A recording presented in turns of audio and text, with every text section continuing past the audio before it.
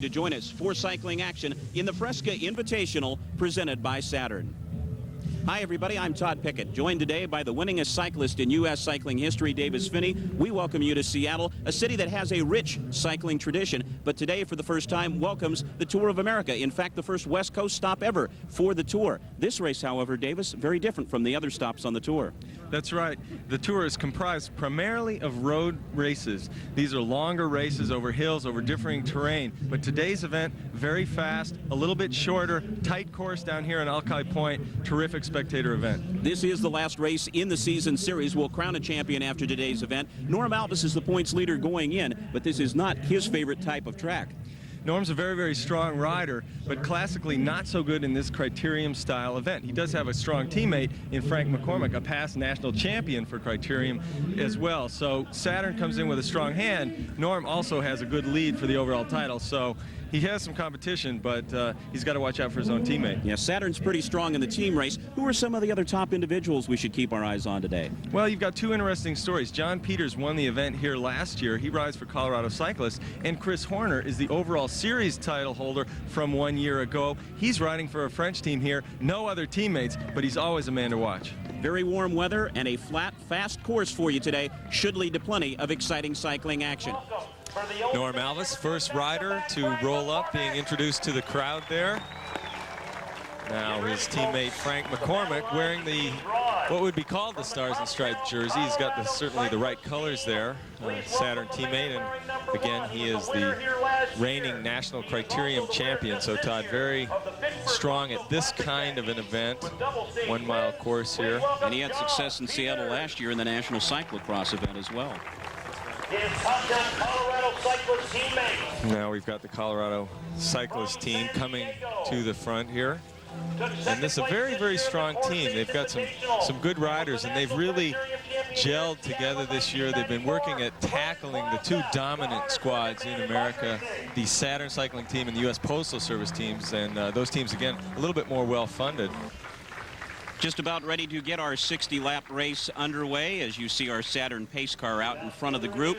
If you want to imagine our course layout, think of it really as a trapezoid as our race gets underway. The racers right now are on the right side leg of that, coming down to the right base. There's 210-degree turns. This is the first of them coming up. And then at the top of the trapezoid, 270-degree turns and a very short straight along the top. We go around the first turn and underway in a long straight right here. And as we said, really, Davis, a pretty flat course, just one small rise in it. That's right, Todd. It's an interesting course here because normally in Criteriums you have a little bit more cornering, a little bit tighter, but as you said, it's sort of a triangle shape, not very difficult turns, and long straightaways between.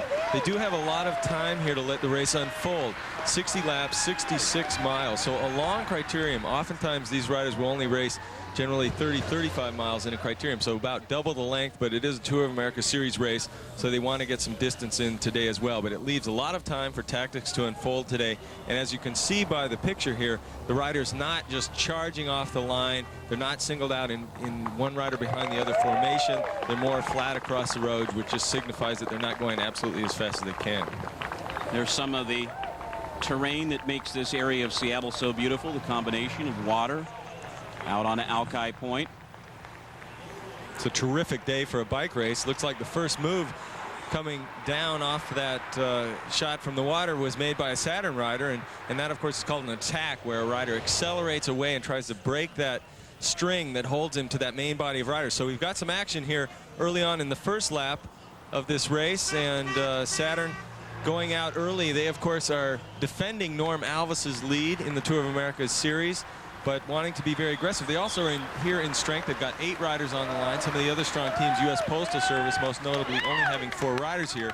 But of course they have their bulk of the team at the Tour de France. Let's touch on the strategy a little bit more here, Davis. Is this so much an attack or really an attempt to try to force the pace and keep people up to speed a little bit and allow Saturn to use some of that depth? Well, that's a good point. It's hard to determine what their strategy is going in. Saturn has very strong tactics in mind when they come into a race like this, and they also have one benefit of having radio contact with a coach who will sit on the sideline, watch the race develop, and say, here's who I want in the front, here's what I want them to do. But I think that right now they're trying to stir the bunch up. They want to make it like a nest of bees, get a few guys out front, most notably a number of Saturn riders, and see what they can get accomplished there. And you see the racers starting their second lap. The lead rider right now for the Qualmed Saturn team, riding independently from Portland, is Jamie McCamey. Won a race down at Portland International Raceway and also was the defending champion in the Oregon State Criterium. So a guy who likes this type of course a little bit. Well, and also interesting that Saturn has a support network out here for the sport. They've got their nationally ranked and based team, Saturn cycling team, but they've also got good distributor support of teams like the Wheel Sport and Qualmed program that we've talked about. So it's very nice that Saturn providing support for this, and Saturn of Bellevue would be the contributing distributor to that program. And that gives local riders the chance to compete with the pros at Alki Point today in the Fresca Invitational.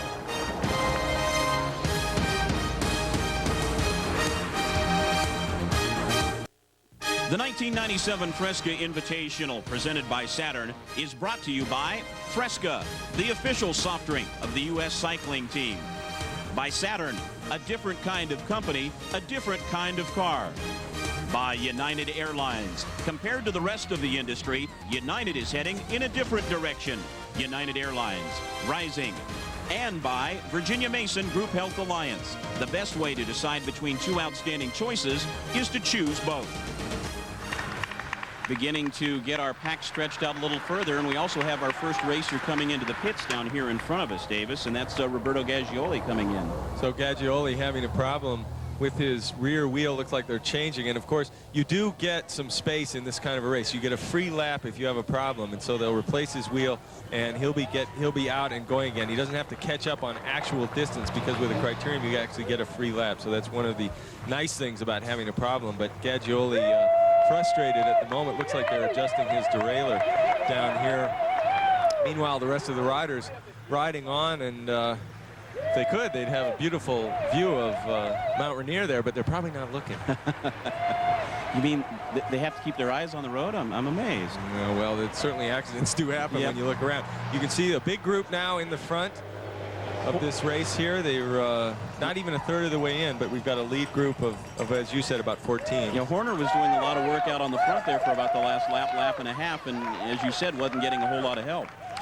Well, nobody wants to work with Chris Horner, but he doesn't have any help. He's here by himself. There's no teammates. And what you should see now is so many riders coming up to the front that it just becomes one big pack again. And you can see these riders trying to close up. David McCook there from the blue and red Plymouth team closing the gap, and the rest of the field drawing up fairly close now as they come down through the finish line here.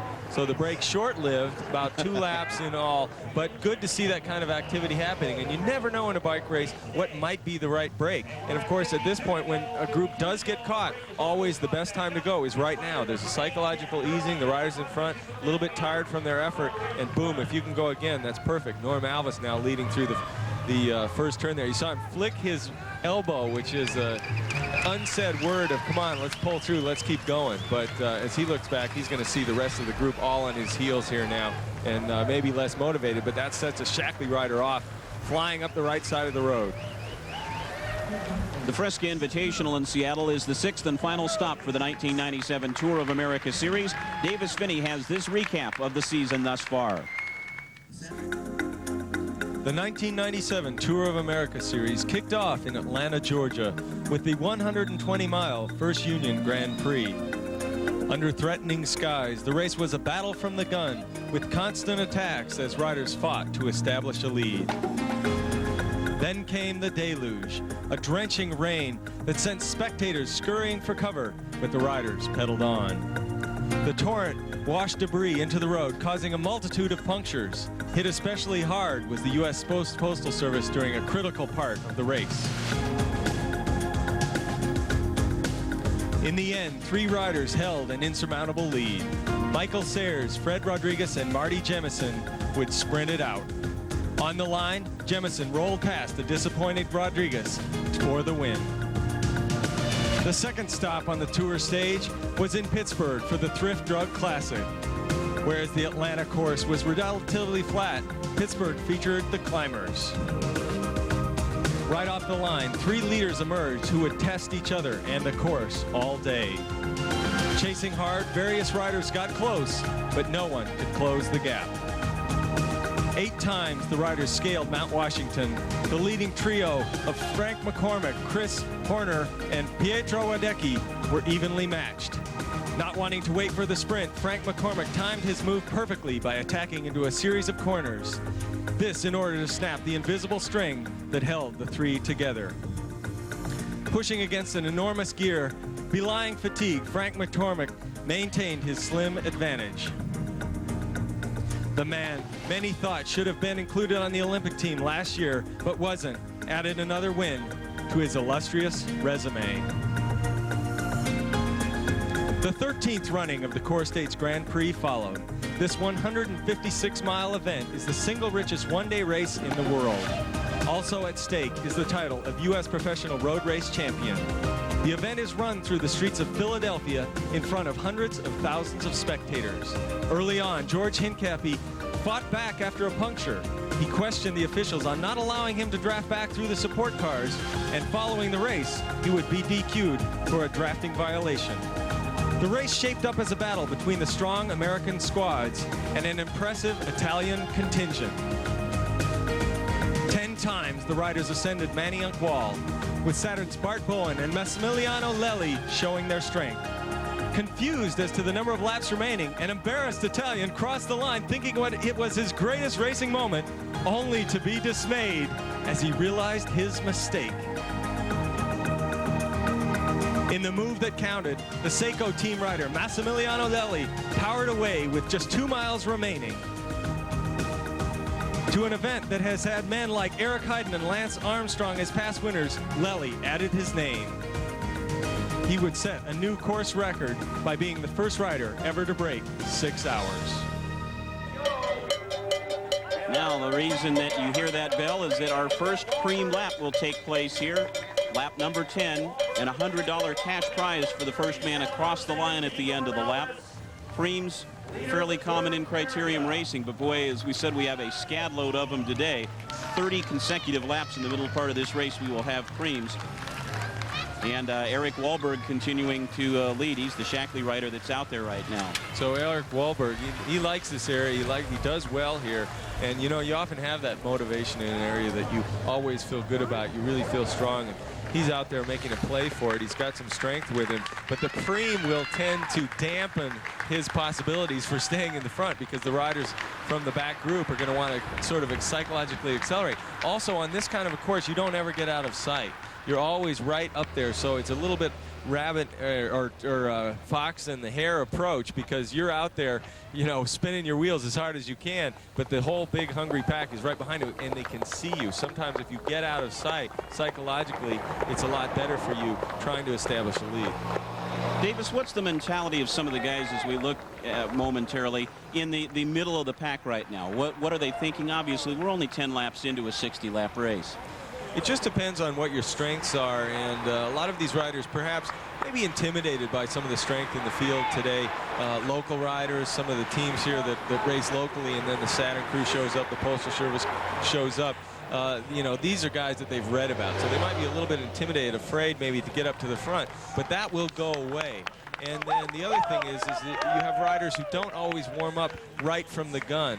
They need a little bit of time to get going. Well, they've got 66 miles today, so they do have some miles to get going, and now you're getting into it 10, 15 miles, your legs start to run in, and so you start to feel like, yeah, I want to get up and go at it. But oftentimes, you won't really see the riders who are going for the win start to come to the fore until the last few miles, if in fact the race is staying together. Got some team points on the line as well as the cash award for the cream, and Wahlberg, and I think that's Alvis with him, isn't it, Davis? Wahlberg and Alvis coming across the line. So Eric Wahlberg picks up the first cream of the day. There is a lot of money on the line today here, Todd. Every lap coming down towards the end, it just gets more and more. $200-300 preems coming up. So very much money here, but you've got a lot of strength back there, and right behind Eric Wahlberg and Norm Alvis, you've got a couple of riders from the Colorado cyclist team pulling them back. Norm Alvis out in front right now. The action continuing. The pack will look to gobble them up. Stay tuned. The Fresca Invitational action is just getting heated up. You're looking at the Colorado cyclist duo out in front, but again, the pack closing in just a little bit on them, Davis, as we head for this second turn of our course.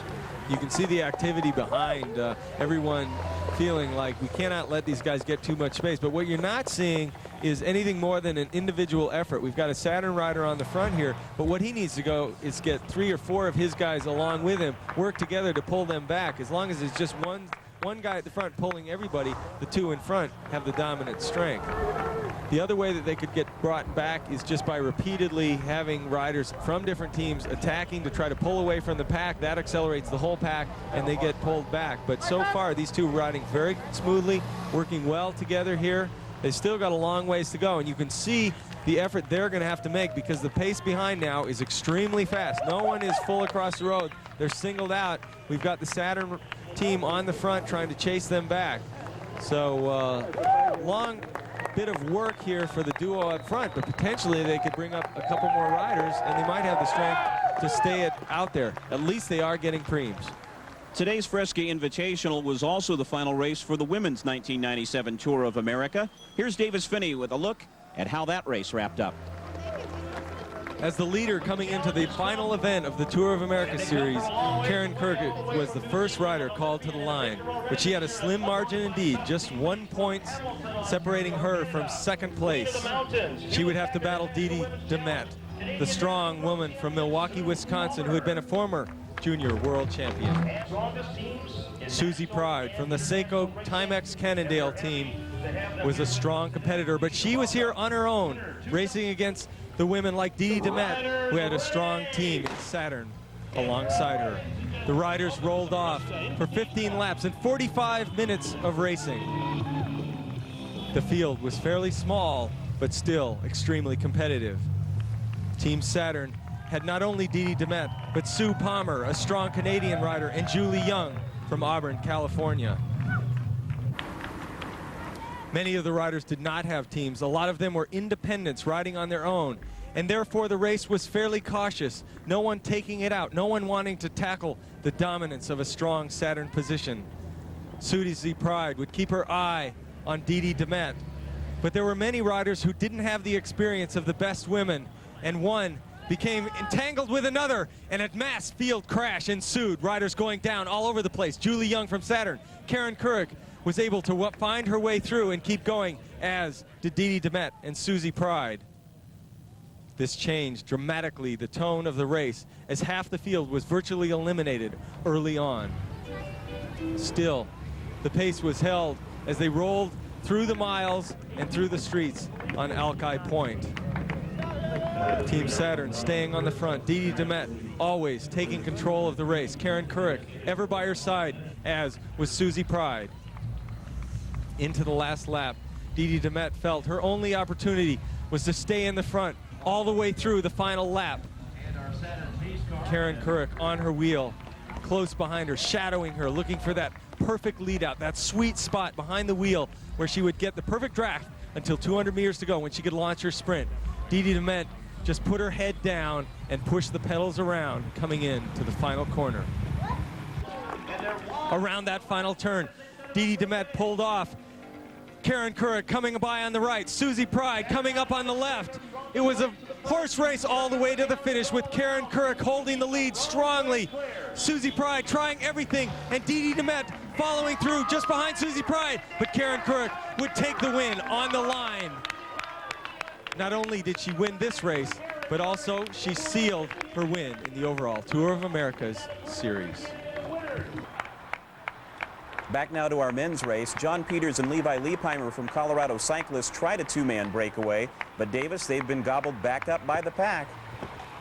You got to think that you just wasted a lot of energy if you really want to win the race, but they did make some money with creams. They did get out there, get out front, and also they made a statement to their team that we're players, we're here, okay, it's your time. Saw Trent Klausner coming right up behind them, so he'll give them a word, and then he'll be looking for the inevitable attack that always comes at this point when a group's been going, and we see it right away. And it looked, again, to me, Todd, like a Colorado cyclist taking the lead. So very aggressive racing by the Colorado cyclists. Initially, we saw the Saturn team kind of controlling things. Then we saw some action from Plymouth. Now, Colorado cyclists. So throughout a 2-hour-plus event, you've got a lot of things going on here. Looks to me, John Peters, who is swallowed up and then goes right away again. Colorado cyclists picking up the cash at this point in the race. Postal Service keeping the pace very high now as they come down the main stretch. Great crowd here in Alki Point. So John Peters got caught, was away, got caught, took off, and still got the preem again. So John feeling very, very strong today and riding well at this point, but things may change within the context of the next hour. Peters out in front. Darren Baker from the Postal Service, who's 6th in the overall points table, close on his heels. With just over 10 laps to go, we have a breakaway group of 6. It includes 3 riders from the Saturn team. Dylan Casey also up amongst them. He has a couple stage wins in the 89er stage race to go with that 3rd place finish at First Union you mentioned. Dylan Casey riding very, very well this year, but as you mentioned, the 50% quotient, that's very good odds for Saturn because they can control things much more effectively as a unit. They communicate with each other out there, and they will decide what they're going to do, whether they're going to fire one of their guys, Chan McRae or Norm Alvis, off solo, which they have the opportunity to do, or drive it right to the line and give a very nice lead out to their teammate and sprinter, Freddie Rodriguez. Next time they come by us, we'll see if we can identify the remainder of the riders in the group as McRae goes back to the front once again. We'll also have 2 more preem laps coming up as well, which is not a lot of consequence, I would think, to this elite group of 6 right now. Well, at this point, they're really riding for the line and riding for the finish, and you can see that Saturn, because they have the numbers up there, they're willing to commit the effort, and primarily the effort coming from McRae and Alvis, but you still get Dylan Casey pulling through. You still get John Peters coming through. I mean, it's amazing to me that those guys are working.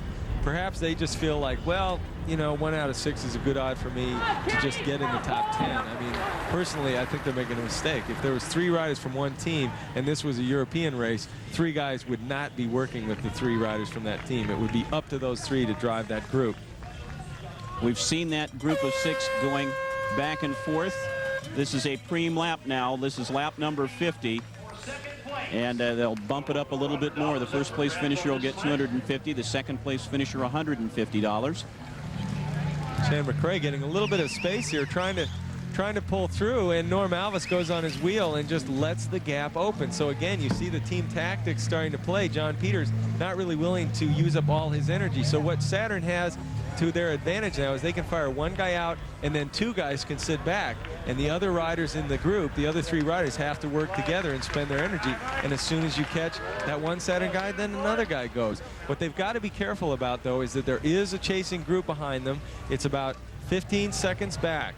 And so they don't want to mess around too much. They want to keep the pace high in the group. They might get the win, but the other 4 or 5 might get caught as well. Do you think that chase group can catch this group, though, with a little more than 10 miles to go? We'll watch them closing a little bit.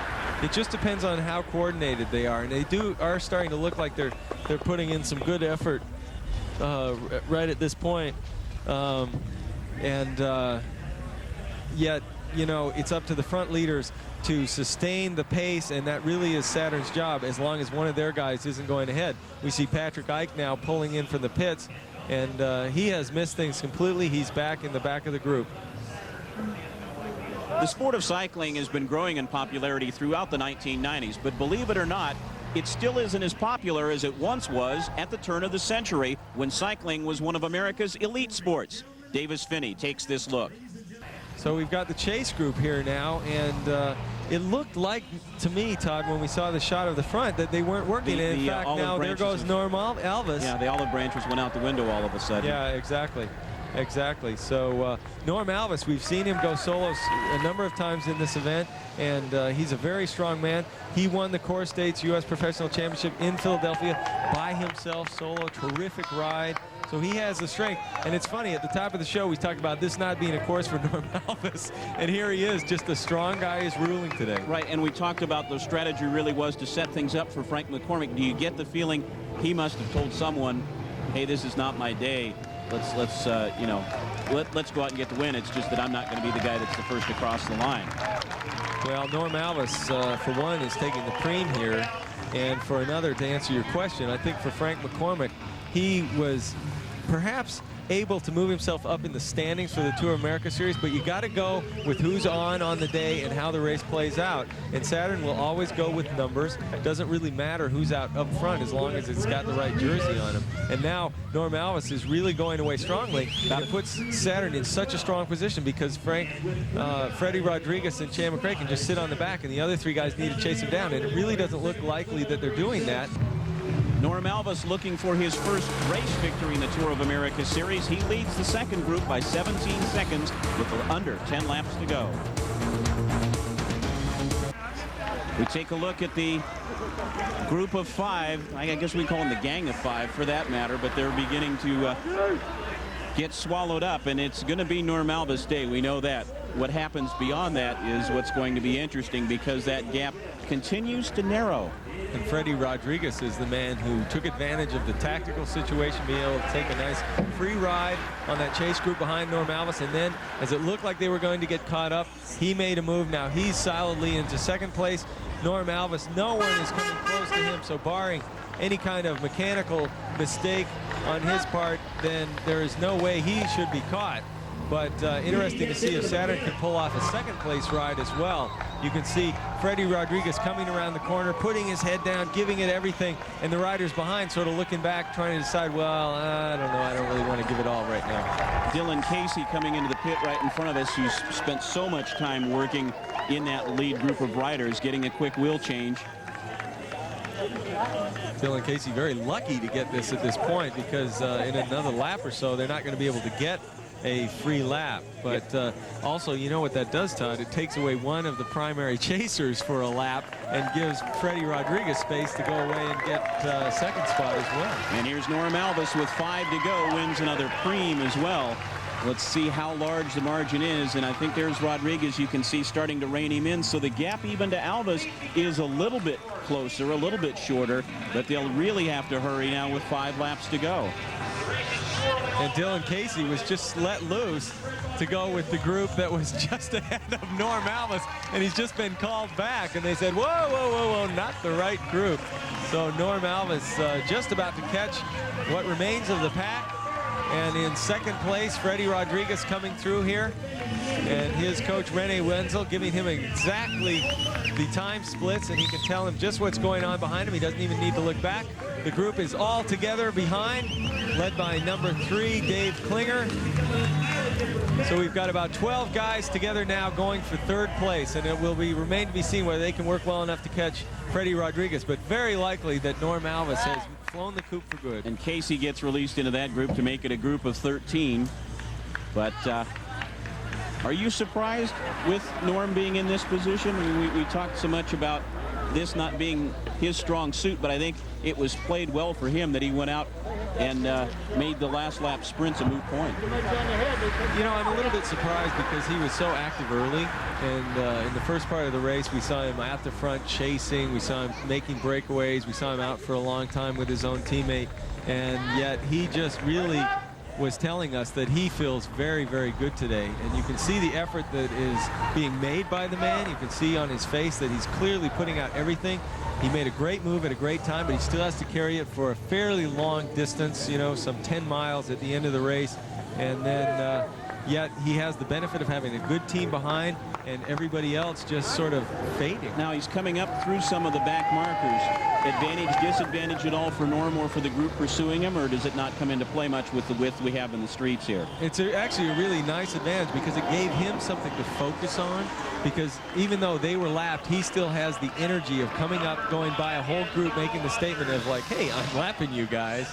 And it always feels very, very good to lap a big group.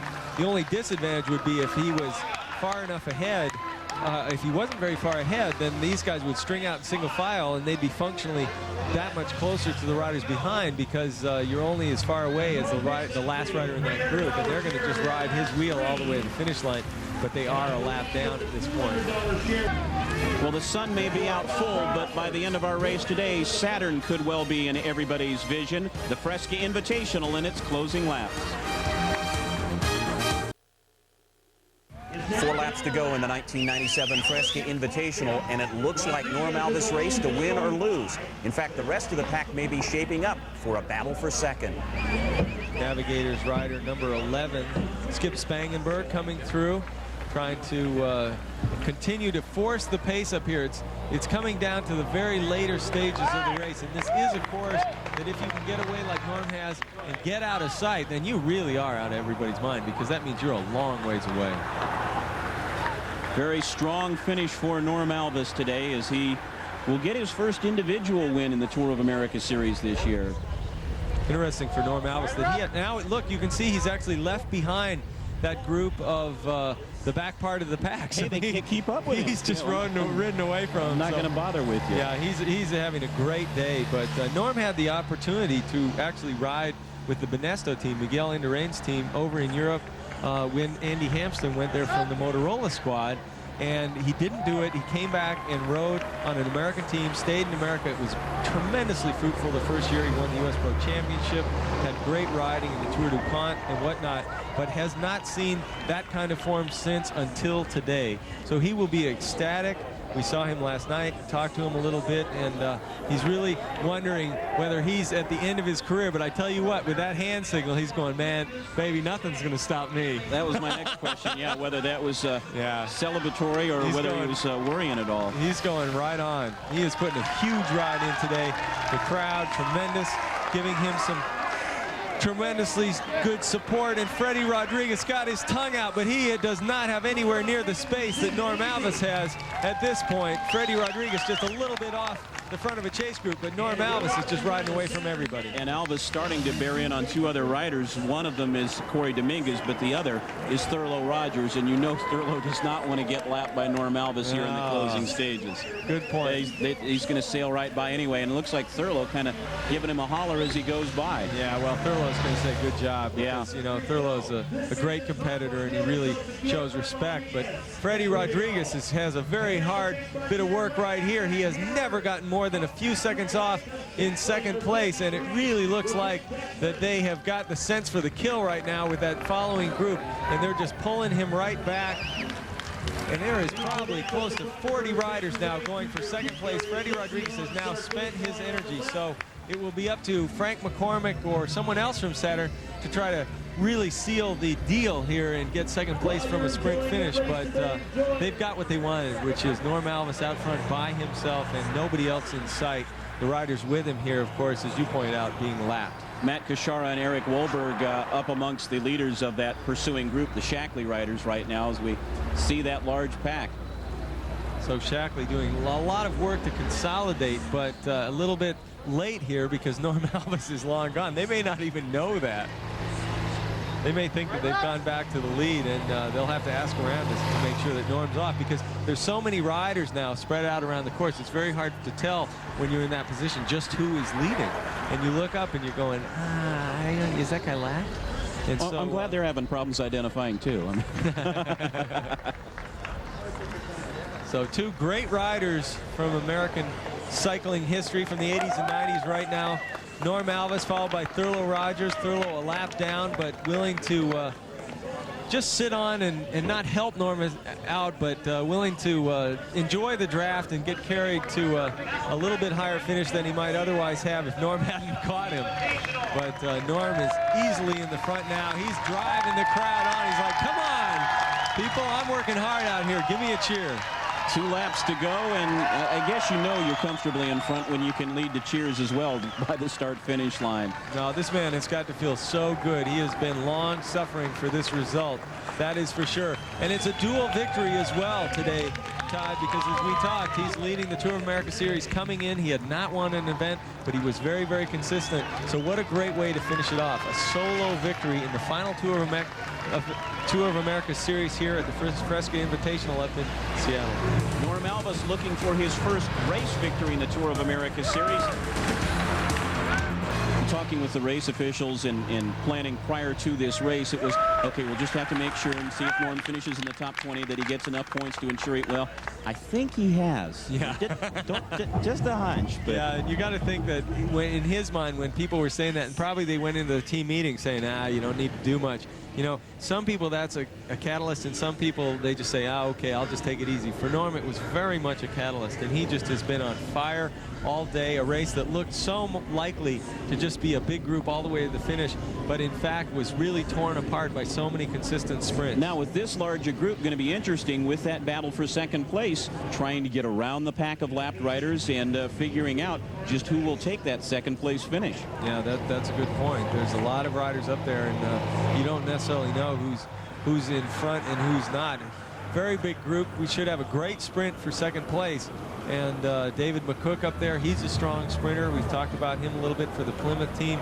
But, you know, second is good, first is better. A lot of talk here now with Thurlow Rogers and Norm Alvis all the way around. We've seen the two of them exchanging words as they've gone back and forth. Well, Norm is in the exalted position of being able to communicate at this point instead of just hanging his tongue out. He's enjoying this ride. Comes through the finish, he's got a smile on his face. He's getting the crowd involved, and Thurlow realizing that his case is lost as far as a team situation. They would have loved to have John Peters be up there.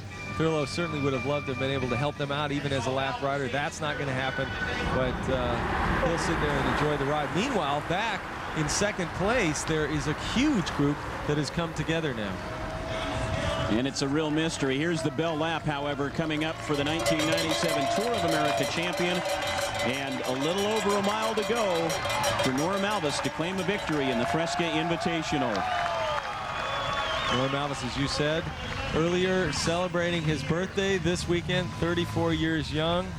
Thurlow Rogers on his wheel, a lap down, but still late 30 years young, and so we've got some age here showing their stuff in front of a lot of young guys who would love to have just any of the results that Norm Alvis has had, and this will be a great feather in his cap for this year, a good comeback year for him, not having made the Olympic team last year. Big disappointment after a tremendous season which saw him U.S. professional champion in 1995, winning solo the Core States race in Philadelphia. And now here he is in another tremendous solo ride in a Criterium event up here in Seattle. Great day on Outside Point. Thurlow Rogers hanging in on his wheel and going as hard as he can for all he's worth. A lap down, but wanting to stay in touch with Alvis. The race heating up for second place. Second place certainly will still merit a strong sprint, and we'll start to see some team tactics in second for what teams are going to get to the front and try to position their sprinters, because the sprinters don't like to be on their own. They like to have a teammate, one or two teammates in front of them all the way until that last corner, so they can really take advantage of the situation in the draft and then get in position for that crucial second place finish. But Norm Alvis not waiting around for anyone. You go back to the pack and you can really see things starting to shake out. They have given up first place at this point. I was going to say, Norm looking back a couple of extra times, and we're going to get that pack finish that we thought about all along. It's just that it's going to be for second place. You know, we forecasted accurately. We just didn't have the place quite right. It has been a tremendous day of riding for Norm Alvis. He broke away with about 2/3 of the race gone, and no one ever came close to him after that. Much of the work on his own after getting some support from his teammates. And now he heads into the home stretch. An Olympian in 1988, a Tour de France rider in 1990, and now the Tour of America champion for 1997. We listen to the applause for race and series winner, Norm Alvis.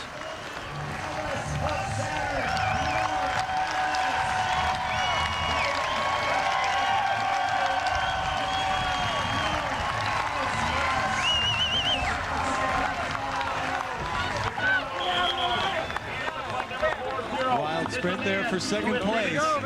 Norm enjoying the victory, and it looks like he's got his own teammate, Mike McCarthy from Saturn, might just well have scooped second. So Saturn really ruling the day here, Todd. Very strong finish, and that pack finish for second place, but there's the guy who enjoyed it. And what a feeling it must be, Davis, to know that you can kind of comfortably ride over those last few laps. Always nervous, always wandering and taking a look back at the pack, but to know how dominating a victory this was in this Criterium event today. It is a good feeling indeed.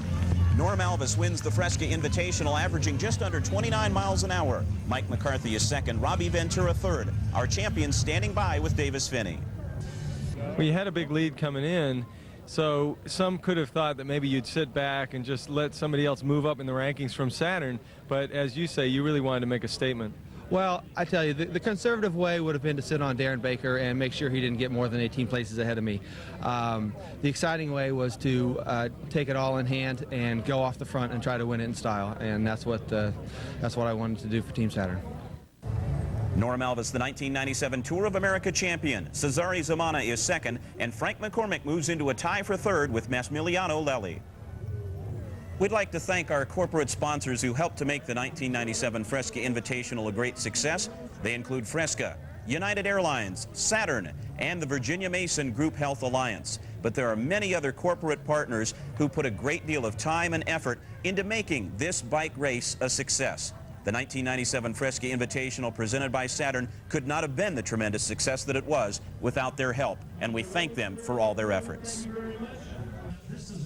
Well, when you talk to the experts going into today's race, they said this was not the course for one man to break away from the pack on. They also said this was not the course that would play to Norm Alvis' strong suit. So much for pre-race forecasting. The 1997 Tour of America Series champion claims a victory in the final race of the season. Norm Alvis, your winner of the Fresca Invitational presented by Saturn. For Davis Finney and our entire crew at Alki Point in West Seattle, I'm Todd Pickett. Thanks for joining us for a great afternoon of cycling in the Pacific Northwest. Until next time, so long, everybody.